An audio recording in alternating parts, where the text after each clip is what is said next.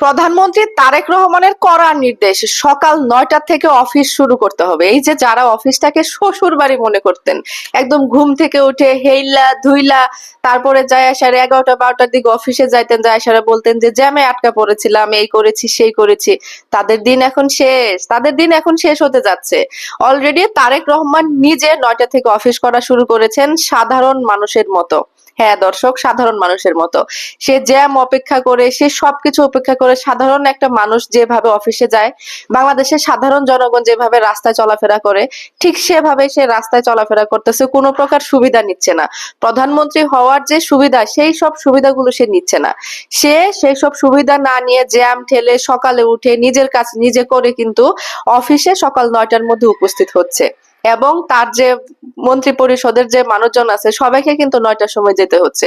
তো সেই আগের দিন ভুলে যান, আপনারা একটু সচেতন হন। সচেতন হয়ে সকালে সকালে উঠে শ্বশুর বাড়ি মনে না করে নিজের কাজ একটু প্রধানমন্ত্রী তারেক রহমানের মতো নিজের কাজ নিজে করে তারপরে একটু অফিসে যাওয়ার একটু ব্যবস্থা করুন। না হলে কপালে কিন্তু একটু ভোগান্তি আছে। একদম কড়া নির্দেশ দিয়েছে প্রধানমন্ত্রী যে দেশকে উন্নত করতে হলে, দেশের জন্য কাজ করতে হলে আলসে হওয়া যাবে না, ঘুমানো যাবে না। এটাই হচ্ছে তারেক জিয়ার পরিবর্তন।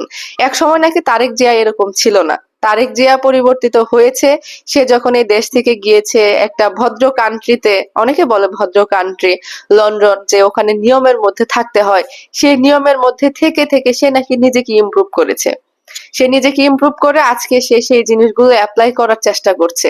শুধু তার অ্যাপ্লাই করলে হবে না, এখন অনেকে বলছে যে তার যে নিচের দলের যে নেতাকর্মীরা আছে, নিম্ন পর্যায়ের যে নেতাকর্মীরা আছে, তাদেরকেও পরিবর্তিত হতে হবে, তাদেরকেও পরিবর্তন আনতে হবে, মন মানসিকতার পরিবর্তন আনতে হবে।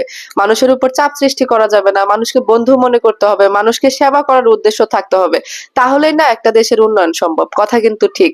আর তাদের যে দলের নেতাকর্মীরা আছে তাদেরকেও কিন্তু তারেক রহমান নির্দেশনা দিয়ে দিয়েছেন অলরেডি, যে আগের মতো করে মামুরা তোমাদের আর চললে হবে না, তোমাদেরকে ভদ্র হইতে হবে, চাঁদাবাজি বন্ধ করতে হবে। এই যে বিএনপির কিন্তু একটা বদনাম আছে যে তাদেরকে চাঁদাবাজ ডাকে, তাদেরকে আরো নানান কিছু কিন্তু ডাকে। তো সেগুলো এখন বন্ধ করার জন্য তারেক রহমান পদক্ষেপ নিচ্ছেন। অলরেডি কিন্তু তারেক রহমান আসার পর থেকেই চারদিকে কিন্তু তার প্রশংসা, অনেক প্রশংসা। সে অনেক প্রশংসা করার মতো উদ্যোগ হাতে নিয়েছেন, কারণ তার প্রতিযোগীর অভাব নেই। জামাত আছে, জামাত কিন্তু সে একটা ভুল করলে, বা এই যে এনসিপি আছে, তারা তারেক রহমানের একটা ভুল দেখলে বা তার দলের একটা ভুল দেখলে তারা কিন্তু থেমে থাকতেছে না, তারা কিন্তু প্রতিবাদ করতেছে, বলতেছে। এবং তাকে কিন্তু এই শেখ হাসিনার উন্নয়নের সাথে প্রতিযোগিতা করতে হবে। শেখ হাসিনা আর যাই কিছু করুক না কেন, দেশের জন্য কিন্তু উন্নয়ন করেছে। তো সেগুলোর সাথে প্রতিযোগিতা করে তারেক রহমানকে এখন টিকে থাকতে হবে। তারেক রহমান ভালো কাজ করুক, যে সমস্ত উদ্যোগগুলো নিচ্ছেন সেজন্য সে প্রশংসার শিকার হচ্ছেন। তো তারেক রহমানের জন্য অনেক অনেক শুভকামনা রইলো, আর আপনাদের জন্য অনেক অনেক দোয়া রইলো। আপনারা তাড়াতাড়ি ঘুম ভেঙে সকাল ৯টায় অফিসে যাবেন। আর নিম্ন পর্যায়ের নেতাকর্মী যারা আছেন, আপনারা একটু মন মানসিকতার পরিবর্তন করুন। কারণ আপনারা যদি আজকে একজন মানুষকে আঘাত করেন, পাল্টা আঘাত খাওয়ার জন্য আপনাদেরকে রেডি থাকতে হবে, কারণ ইট মারলে পাটকেল খেতে হয়।